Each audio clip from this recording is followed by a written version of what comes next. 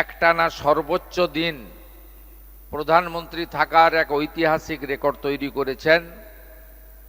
তার 12 বছর সম্পূর্ণ হওয়ার উদ্দেশ্যে তার জনকল্যাণ, দেশ সেবা এবং ভারতবর্ষকে পুনর্নির্মাণের ক্ষেত্রে যে অগ্রণী ভূমিকা তিনি রেখেছেন সে বিষয়ে উল্লেখ করার জন্য। শুধুমাত্র 12 বছর পূরণ নয়,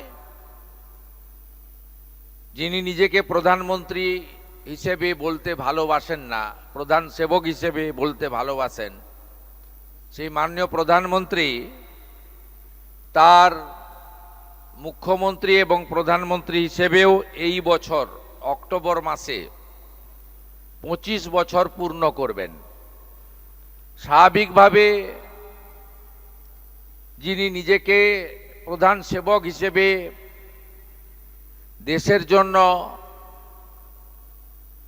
তিনি তার পুরো জীবনের একটা বিরাট অংশ দেশের জন্য তিনি কাজ করে চলেছেন, তাকে আমরা সবাই শ্রদ্ধা জানাই, প্রণাম জানাই এবং সকলে তার দীর্ঘায়ু কামনা করি।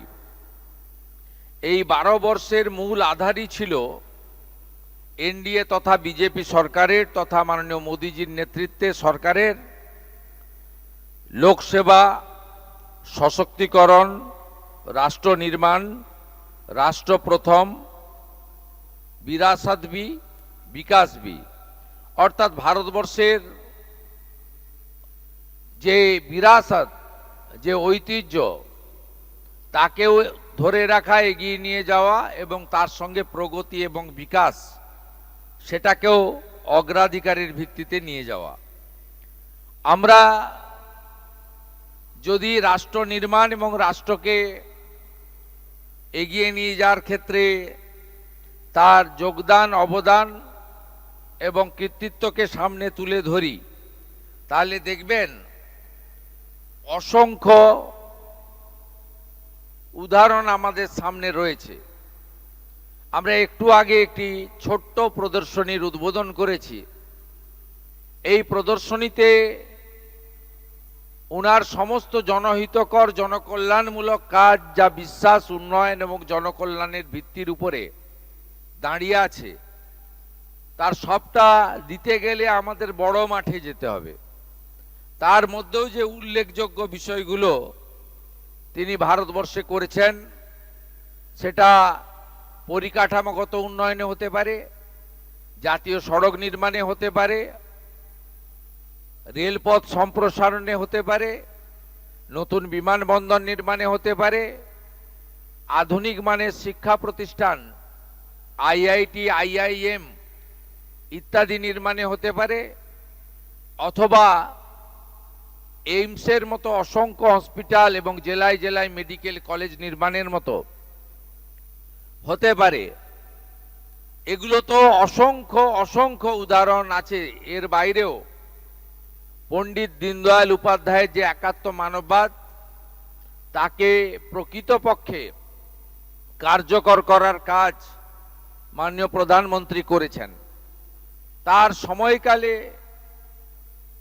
বিশেষ করে নারী শক্তি বন্ধন, লাখপতি দিদি থেকে শুরু করে তার যে মূল 5টি উন্নয়নমূলক কাজ তিনি করেছিলেন, তার মধ্যে স্বচ্ছ ভারতের আওতায় দেশব্যাপী 14 কোটি শৌচালয় নির্মাণ, যা আমাদের মা বোন দিদিদের লজ্জা নিবারণের ক্ষেত্রে একটি উল্লেখযোগ্য মাইলস্টোন। দ্বিতীয় কর্মসূচিতে তিনি প্রধানমন্ত্রী আবাস যোজনা, যা আজকে 5 কোটি ছুঁই ছুঁই, সেই প্রধানমন্ত্রী আবাস যোজনার বাড়ির মালিক তিনি আমাদের মা বোন দিদিদের করেছেন। অর্থাৎ সরকার বা পঞ্চায়েতের সঙ্গে আবাস যোজনার এগ্রিমেন্ট ওই বাড়ির যিনি সিনিয়র মহিলা তার সঙ্গে হয়েছে, এটাও একটা উল্লেখযোগ্য দিক। এর বাইরেও 82 কোটি মানুষকে প্রধানমন্ত্রী অন্ন সুরক্ষা যোজনার মধ্য দিয়ে তাদের প্রত্যেক মাসে ফ্রি রেশন দেওয়া, এটাও একটা উল্লেখযোগ্য দিক, আপনারা জানেন। এর সাথে জল জীবন মিশনের নলে জল, পরিশ্রুত পানীয় জল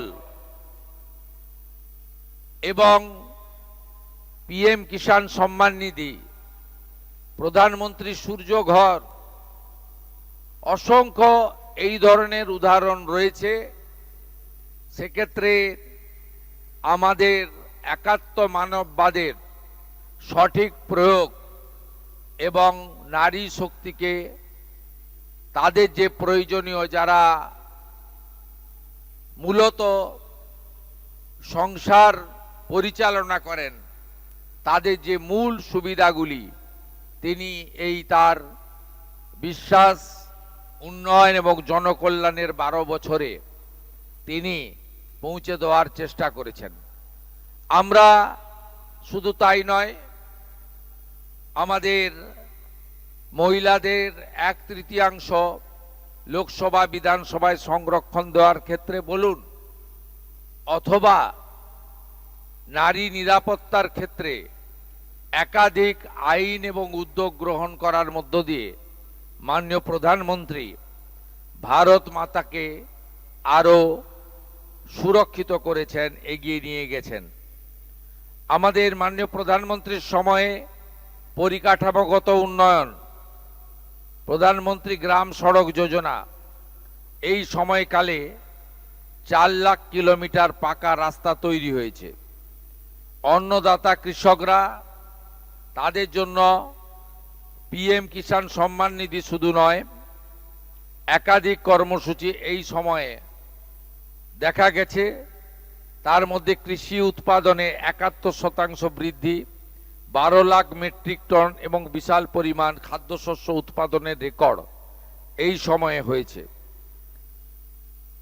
সার সহ তাদের উৎপাদিত কৃষিজ ফসলের উপযুক্ত দাম, এমএসপি, এটা একটা কৃষকদের ক্ষেত্রে ঐতিহাসিক মাইলস্টোন বলে আমরা মনে করি। দুগ্ধ উৎপাদনকারী সবচেয়ে বৃহৎ দেশ হিসেবে ভারতবর্ষকে তিনি সামনে এনেছেন। এই সময়কালে 61.8% দুগ্ধ উৎপাদন বৃদ্ধি পেয়েছে, যা সর্বমোট 247 মিলিয়ন টনেরও বেশি হয়ে গেছে এই সময়কালে। প্রধানমন্ত্রী কৃষি সিঁচাই যোজনা, এইটার মধ্য দিয়ে যে এলাকাতে সেচের ব্যবস্থা নেই, যে এলাকায় কৃষকরা কেবলমাত্র বর্ষার জলের উপরে নির্ভর করে, আজকে সেখানেও ওই উল্লেখযোগ্য সাফল্য আমরা পেয়েছি। জাতীয় সড়ক নির্মাণে আপনারা জানেন 2014 সালে মোট 91,287 কিলোমিটার জাতীয় সড়ক ছিল। আজ সেই নেটওয়ার্ক বৃদ্ধি পেয়ে 1.46 লাখ কিলোমিটারেরও বেশি হয়েছে। এবং 14 সালে যেখানে প্রতিদিন জাতীয় সড়ক নির্মাণের গড় ছিল 11.6 কিলোমিটার, আজকে সেই গড় 3 গুণ বৃদ্ধি পেয়ে 34 কিলোমিটার প্রতিদিন হয়েছে। দুর্গম এলাকাগুলিতে উন্নয়ন, চেনা ব্রিজ, নতুন পাম্বান ব্রিজ এবং অটল টানেলের মতো অসম্ভবকে সম্ভব করার কাজ এই সময়কালে হয়েছে। 2014 সালে রেলের আধুনিকীকরণ একটি স্বপ্ন ছিল। ভারতীয় রেলের 99.4% বেশি ব্রডগেজ বিদ্যুতায়ন সম্পন্ন হয়েছে। দেশ জুড়ে 1317টি বেশি রেল স্টেশন অমৃত ভারত স্টেশন যোজনার অন্তর্ভুক্ত করে আধুনিক মানের রেল স্টেশন তৈরি করা হয়েছে। এর বাইরেও বিশ্বমানের মাল্টি মডাল কানেক্টিভিটি তৈরি করেছে রেল, এবং বন্দে ভারতের মতো ট্রেনগুলি আজকে অত্যন্ত দ্রুততার সঙ্গে ভারতবর্ষের এক প্রান্তকে অন্য প্রান্তের সঙ্গে সংযোগ করছে। এখন অবধি 164টির বেশি বন্দে ভারতম ভারত এক্সপ্রেস ট্রেন তৈরি হয়েছে। স্বাধীন ভারতে 67 বছরে দেশে মোট এয়ারপোর্টের সংখ্যা ছিল 74টি। গত 12 বছরে মোদিজির নেতৃত্বে 90টির বেশি নতুন এয়ারপোর্ট তৈরি হয়েছে, যার ফলে আমাদের দেশে এখন এয়ারপোর্টের সংখ্যা 164 পার করে গেছে। উড়ান যোজনাতে আজকে সাধারণ মানুষ, প্রান্তিক মানুষ, আজকে যারা লো ইনকাম গ্রুপ, তারাও আজকে প্লেনে চড়তে পাচ্ছেন, যেটা বিগত দিনে ধনীদের ক্ষেত্রে একটা ব্যবস্থা ছিল যাতায়াতের, সেই ব্যবস্থা আজ সাধারণ মানুষের কাছে প্রধান শিক্ষক হিসেবে মোদিজি তৈরি করেছেন। প্রযুক্তি থেকে জনকল্যাণ, ইজ অব লিভিং, সহজ জীবনযাত্রা, ইজ অব ডুইং বিজনেস, আমাদের ভারতবর্ষে এই মুহূর্তে 142 থেকে লাফিয়ে সেটা 63তম স্থানে চলে এসেছে। প্রধানমন্ত্রী গ্রামীণ ডিজিটাল সাক্ষরতা অভিযান অথবা উত্তর ভারতের বিকাশ, দিল এবং দিল্লি উভয়ের কাছাকাছি আমরা আজকে পৌঁছে যেতে পেরেছি। এর বাইরেও ডিজিটাল পেমেন্ট এবং অর্থনৈতিক শক্তি, এর ফলে স্বচ্ছতা এসেছে। সাধারণ মানুষ, প্রান্তিক মানুষকে অর্থনৈতিকভাবে বিপর্যয়, অর্থনৈতিক প্রতারণার হাত থেকে তারা মুক্তি পেয়েছেন এবং আমাদের ডিবিটি ব্যবস্থার মাধ্যমে, ডাইরেক্ট বেনিফিট ট্রান্সফার সিস্টেমের মাধ্যমে অধিকাংশ সামাজিক কর্মসূচি সহ তাদের যে অধিকার, সেই অধিকার কার্যকর হয়েছে একটি স্বচ্ছতার ব্যবস্থার মধ্য দিয়ে। উৎপাদন এবং কর্মসংস্থান, আত্মনির্ভর ভারত, এক্ষেত্রে মার্চ 2026 পর্যন্ত প্রোডাকশন লিঙ্কড ইনসেন্টিভ যোজনায় 20 লাখ কোটি টাকারও বেশি রেকর্ড বিক্রি নথিভুক্ত হয়েছে। পিএলআই যোজনার সবচেয়ে বড় সাফল্য, এটি আমাদের দেশের যুবকদের জন্য 12 লাখেরও বেশি নতুন কর্মসংস্থান সৃষ্টি করেছে, যা লক্ষ লক্ষ পরিবারের মুখে হাসি এনেছে। গত 1 দশকে মেক ইন ইন্ডিয়া, উৎপাদন ভিত্তিক সাহসী সংস্কার, দূরদর্শী নীতিকে ভারতকে একটি বৈশ্বিক উৎপাদন কেন্দ্রে পরিণত করেছে। ভারতে ইলেকট্রনিক উৎপাদন 2014-15-তে যেখানে 1.9 লাখ কোটি টাকা ছিল, সেটা বেড়ে আমাদের 24-25 অর্থবর্ষে 11.3 লাখ কোটি টাকায় পরিণত হয়েছে। সেমিকন্ডাক্টর ম্যানুফ্যাকচারিং ইকোসিস্টেম 1.6 লাখ কোটি টাকার বিনিয়োগ প্রতিশ্রুতি সহ 12টি প্রকল্প মঞ্জুর করেছে ভারত সরকার এবং মেক ইন ইন্ডিয়া চিপ পুরো বিশ্বকে শক্তি দেবে। ভারত আজ বিশ্বের দ্বিতীয় বৃহত্তম মোবাইল ফোন প্রস্তুতকারক দেশ, যেখানে 2014 সালে আমরা 90% মোবাইল আমদানি করতাম। আমাদের মোবাইল উৎপাদনে 163 গুণের অভূতপূর্ব বৃদ্ধি ঘটেছে, যেখানে 300টির বিটসি ইউনিট কাজ করছে, যা 2014-তে মাত্র 2টি ইউনিট ছিল। এই রকম স্টার্ট আপ সংস্কৃতি ও পরিবেশ, সেক্ষেত্রে সহ প্রতিটা ক্ষেত্রে আপনারা যদি দেখেন, মাননীয় প্রধানমন্ত্রীর নেতৃত্বে ভারতবর্ষ দ্রুত বিশ্বকে নেতৃত্ব দেওয়ার ক্ষেত্রে এবং বিশ্বগুরুতে পরিণত হওয়ার ক্ষেত্রে অনেক ধাপ এগিয়ে গেছে। 50% বিদ্যুৎ উৎপাদনের লক্ষ্যে নির্ধারিত সময়ে 5 বছর আগেই অর্জন করেছে। ভারত এখন পর্যন্ত অজীবাশ্ম জ্বালানি উৎস থেকে মোট 283.46 মেগাওয়াট ক্ষমতা স্থাপন করা হয়েছে। নবীকরণযোগ্য শক্তি, রিনিউয়েবল এনার্জি স্থাপিত ক্ষমতার দিক থেকেও ভারত বৈশ্বিক স্তরে 4র্থ স্থানে রয়েছে। সাংস্কৃতিক পুনর্জাগরণ এবং উন্নয়ন ভারতের সংকল্প। সেই জন্য আমরা যে মূল আধার, সেক্ষেত্রে বলেছি বিকাশ ভি বিরাসত ভি, এবং এই উন্নয়ন এবং ঐতিহ্য দুয়ের মেলবন্ধনে 500 বছরের প্রতীক্ষার পর অযোধ্যায় প্রভু শ্রী রামচন্দ্রের বিশাল এবং দিব্য মন্দির নির্মাণ হয়েছে। কাশী বিশ্বনাথ মন্দির করিডর, উজ্জয়িনীতে শ্রী মহাকাল লোকের নির্মাণ, কেদারনাথ ধামের গৌরবময় পুনর্নির্মাণ কোটি কোটি ভারতীয় আস্থার সম্মান বাড়িয়েছে। এই বছরে আমাদের বুদ্ধ সার্কিট এবং রাম সার্কিটের সুপরিকল্পিত উন্নয়ন করা হয়েছে এবং প্রসাদ যোজনার অধীন 1700 কোটি টাকারও বেশি ব্যয় করে তীর্থক্ষেত্রগুলির খোল নলচে বদলে দেওয়া হয়েছে। 2014 থেকে শুরু হওয়া এই উন্নয়ন ও বিশ্বাসের যাত্রা থামার নয়।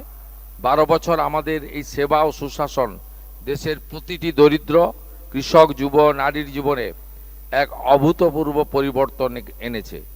এখন বিকশিত ভারতের সংকল্পে সাথে জনকল্যাণ ও ক্ষমতায়নের ধারা অবিরাম বয়ে চলেছে।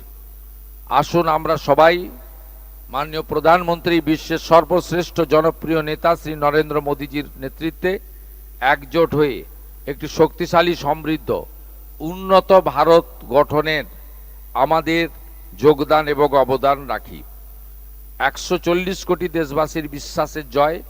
এই বিশ্বাসই আমাদের 2047 সালে বিকশিত ভারত তৈরি করার ক্ষেত্রে আমরা সফল হব। এটাই আজকে আমাদের সাংবাদিক সম্মেলনের মূল বিষয়বস্তু ছিল। মাননীয় মোদীজির কার্যকালে এমন অসংখ্য বিষয় রয়েছে, এমন অসংখ্য তথ্য ডাটা রয়েছে, যা আমরা দিতে যদি সম্পূর্ণভাবে সুযোগ পাই বা শুরু করি 24 ঘন্টাও পেরিয়ে যাবে। তাই মূল বিষয়বস্তুগুলি আমরা আপনাদের কাছে রাখলাম। প্রদর্শনীতে খানিকটা বিস্তারিতভাবে তথ্যগুলি রয়েছে। আমাদের ভারতীয় জনতা পার্টি পশ্চিমবঙ্গ শাখার মিডিয়া সেন্টার থেকে এই সংক্রান্ত মুদ্রিত প্রিন্টেড কপি হোয়াটসঅ্যাপ গ্রুপে এবং আপনাদেরকে হ্যান্ড টু হ্যান্ডও দেওয়ার ব্যবস্থা আমাদের দলের পক্ষ থেকে করা হবে। সেখানে সম্পূর্ণ তথ্য আপনারা পেয়ে যাবেন। 14 সালের অবস্থা আর আজ 26 সালের বিশ্বগুরু হতে চলা ভারতবর্ষের বর্তমান অবস্থা। আমাদের লক্ষ্য একটাই, 2047 বিকশিত ভারত। এই লক্ষ্য নিয়েই প্রতিটি দেশবাসী কাজ করবে, পশ্চিমবঙ্গবাসী কাজ করবে। এখানে রাষ্ট্রবাদী ডবল ইঞ্জিন সরকার তৈরি হয়েছে। 1 মাসেরও কিছুটা বেশি সময়কালের এই সরকার মোদিজির নেতৃত্বে যে সমস্ত কর্মসূচি অন্য রাজ্যগুলো সুবিধা পাচ্ছেন, সেই সুবিধা সুযোগে আমরা অন্তর্ভুক্ত হয়েছি এবং মাননীয় প্রধানমন্ত্রী পশ্চিমবঙ্গকে নতুন করে পুনর্নির্মাণের ক্ষেত্রে তার ঐকান্তিক হাত বাড়িয়ে দিয়েছেন। প্রতিটা দপ্তরের মন্ত্রীরা এখানে আসছেন, আমরাও দিল্লিতে যাচ্ছি। নানা চুক্তি স্বাক্ষরিত হচ্ছে, নানা পরিকল্পনা গ্রহণ করা হচ্ছে এবং আগামী 20 জুন পশ্চিমবঙ্গ দিবসে মাননীয় প্রধানমন্ত্রী তারকেশ্বরে আসবেন। সেখান থেকেও দেশ এবং রাজ্যের উন্নয়নের নানা কর্মসূচি তার হস্তে আমরা উদ্বোধন করব। এই অপেক্ষায় আমরা আছি। আমাদের ভিডিও ভালো লাগলে লাইক এবং শেয়ার করুন। কমেন্ট সেকশনে গিয়ে জানান আপনাদের মতামত। আরও ভিডিও পেতে আমাদের চ্যানেল সাবস্ক্রাইব করুন এবং প্রতি মুহূর্তে খবরের আপডেট পেতে প্রেস করুন বেল আইকন।